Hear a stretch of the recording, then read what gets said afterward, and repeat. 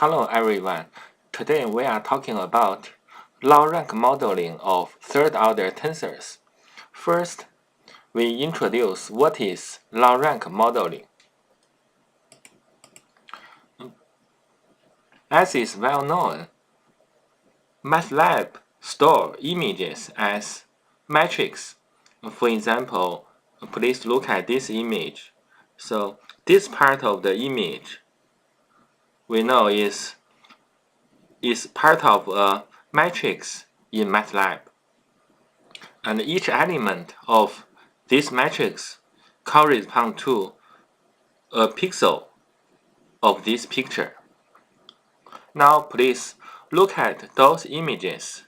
You can see, for example, this Chinese character. So it is very symmetric.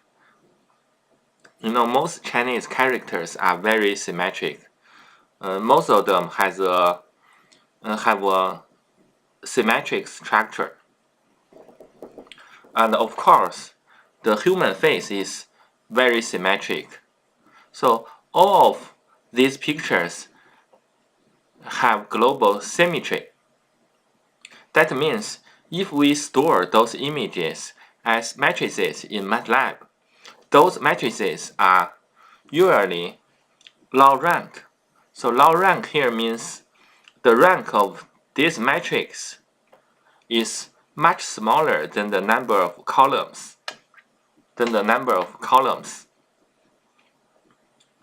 So low rank structure is very useful in computer vision and machine learning. So it is a big problem, to pursue the low rank structure in high dimensional data set.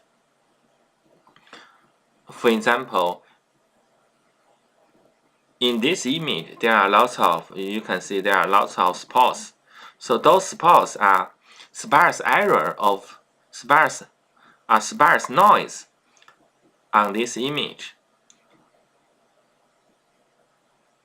And people have studied how to separate the low rank background of this image with a sparse error. So that is called robust PCA of image data. Robust PCA was introduced by Cadiz, Ma Yi, and John White. The purpose of robust PCA is to recover the low rank approximation of a noisy image. For example, we know that in the Carbondale Mall, there are several cameras. Those cameras record video. Please look at this video image. We know that the background are some stuff in the building, so they cannot change. But people moving around, so the people can change. Every time, each time we have different people here. So those people moving around are sparse noise, for this video image. And each time we can record an image. Totally, we have 200 frames. So we can transform each image into a column of a matrix D. So because we have 200 frames, so D has 200 columns. So we can use RPCA to recover the low rank background of those images. Low rank background of those images plus a sparse error.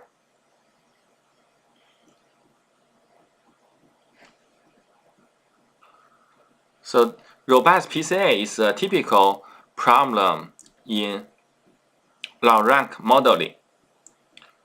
Another application of low rank modeling is subspace clustering.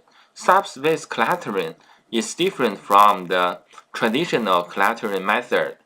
For example, in k-means clustering, we try to separate a dataset into k different groups, and points in the same group are very similar, and points in different groups are quite different. Subspace clustering made use of the geometry of clustering to cluster data into multiple subspaces.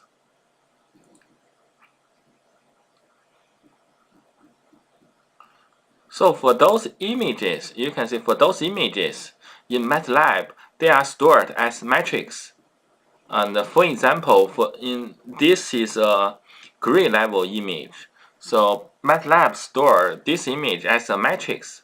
But if we look at such a video sequence, you can see although we can store those video sequence in a matrix, so this is not sufficient, because if we store those video sequence in a matrix, we will lose some useful information. That means if the data set has dimension bigger than 2, it is not sufficient to use the matrix representation. For example, for this color image, so we know the color, in the RGB color has 3 channels.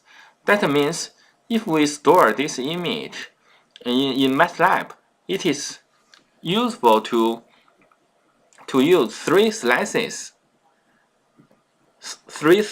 of matrices to store this color image. No, one direction is the width, one direction is height, one direction has 3 dimensions, which means the 3 channels, the 3 RGB channels. So this color image can be stored as a tensor in MATLAB.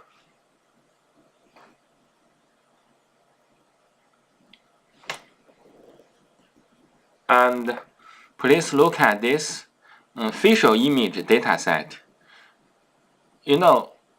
Those image data has several features. One feature is dimension, one feature is illuminations, one feature is expressions, one feature is people, one feature is views. That means this facial image dataset is a tensor. So people study tensor for more than 100 years. So even some very great mathematicians like Hilbert or Felix Klein, they have studied tensors using tools from multilinear algebra, algebraic geometry, high-dimensional statistics, and in control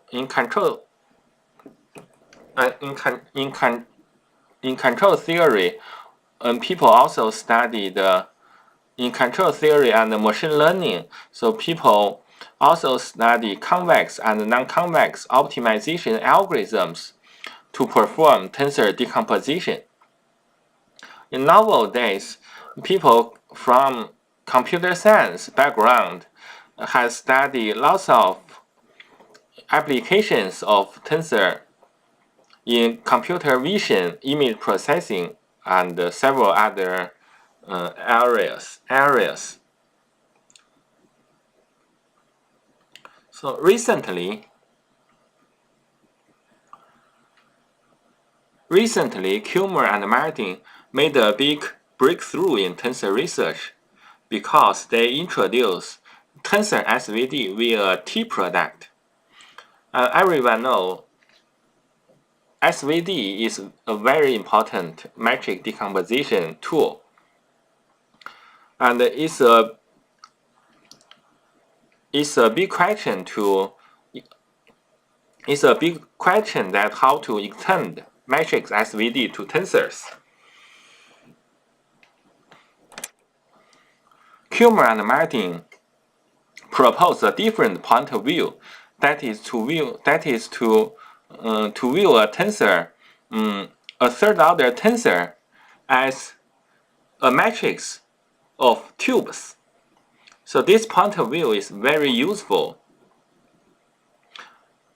because it allows us to perform a tensor SVD. A tensor X can be decomposed as the product of three tensors. One is orthogonal tensor U, one is a diagonal tensor sigma, and another orthogonal tensor V. So this kind of TSVD not only possess the form of matrix SVD, but also preserve the low-rank structure of the tensors. Because when we transform the tensor into the Fourier domain, so it is more likely to retain the low-rank structure.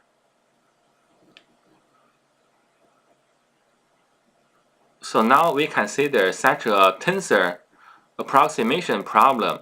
That is, we try to find, that is, given a tensor, a third-order tensor X, we try to find a tensor Z that can best approximate X with a low rank. The objective function is in this form. Tau is the Lagrange multiplier, and the rank Z is the penalty.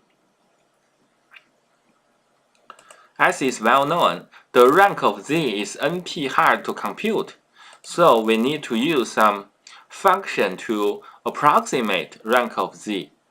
Usually, people use nuclear norm as a convex envelope of the rank function, but it has been pointed out to us by Fazel and Boyd that the nuclear norm is not always satisfactory because nuclear norm is the summation of the singular values, and the rank is the number of singular values. So there's a big gap between rank function and the nuclear norm when the singular value is very big. In our research, we propose non-convex approximation of the rank. That is to use Schatten-P quasi-norm or log determinant. Why we use non-convex rank approximation? So firstly, we look at such a baby example. So X here is a single element. So for a single element, if it is not 0, that means this is a matrix of rank 1. And if we use nuclear norm to compute the norm of this value, you can see when the singular value is very big, then the nuclear norm is much bigger than the rank 1. Much bigger than the rank. So we try to use some non-convex functions to shrink less the singular value. You can see, for example, if M grows bigger, then the non-convex approximation is much more closer to the rank, than the nuclear norm. And with the help of some non-convex rank approximation functions, for example, if we use log determinant, we can easily solve this optimization problem. And this is our theorem. So in this theorem, in the proof of this theorem, we try to transform the original tensor into the Fourier domain. And then we can solve the equivalent optimization problem in the Fourier domain, which allow us to compute the the singular values of the tensor Z in the FLIR domain, and then we can solve the original element by inverse FLIR transformation, by using inverse FLIR transformation.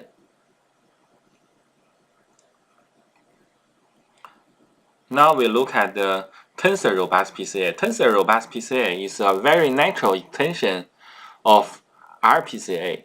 RPCA is to recover the Laurent matrix, and the tensor RPCA is to recover the Laurent tensor. For example, if we have a tensor X, we try to separate X into two parts. One part is a Laurent component L, and with the sparse error. The objective function looks like this. And here we want to use some non-convex approximation function to approximate rank of L, and we try to solve the objective function by using ADMM algorithm.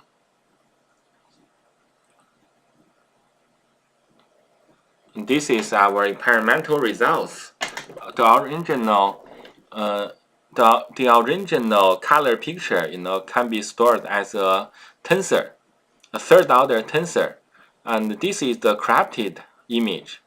So after tensor robust PCA, we can recover the Laurent part of this tensor. You can see the performance is very good, and the image after our Laurent recovery is very similar to the original picture.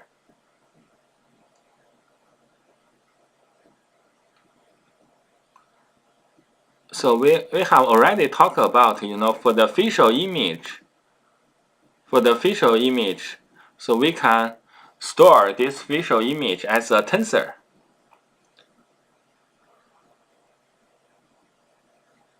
So this allows us to do a tensor multiview subspace clustering. So this is an extension of the subspace clustering because now our data is a tensor. We try to solve this optimization problem, that is to find the self-expressive tensor Z to make tensor X equal to X times Z. Here the Z, the self-expressive tensor Z has a Laurent and block diagonal structure.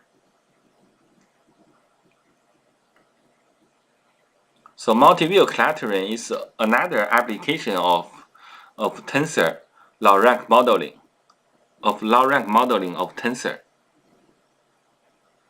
So you can see here is our data tensor, and our data tensor has several slices, and each slice represent a different view.